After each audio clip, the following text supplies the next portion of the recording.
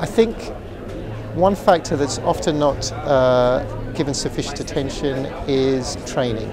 So I'm a great fan of introducing training for risk managers. I think if you establish training regimes that will cement the culture that you're trying to institutionalize in your particular company. Talking to the people again and again and again.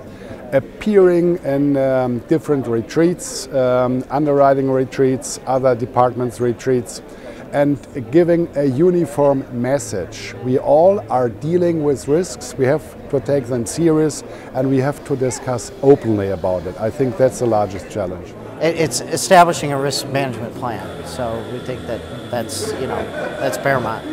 When implementing risk culture, I guess the two important factors are a tone from the top, that it's really lift from not only the bottom but also the top.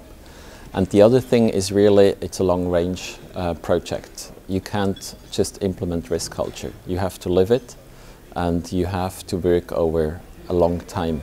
It's kind of like with reputation. You have to build it up over years, but you can destroy it within minutes on reputation.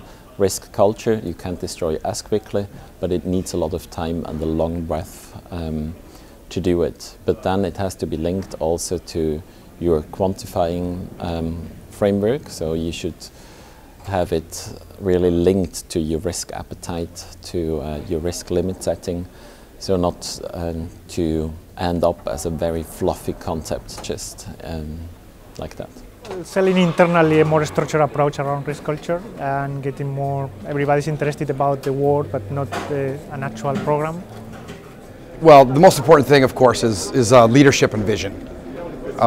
It's very simple. If you don't have the vision or the leadership from the top, it doesn't matter what your goals or ideas are. They never get the sponsorship and they never get the drive needed to actually make things happen.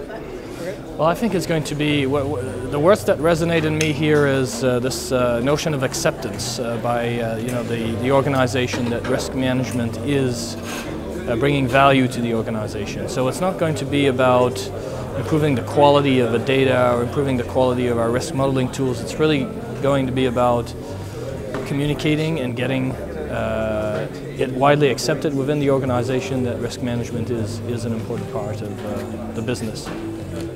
Communication.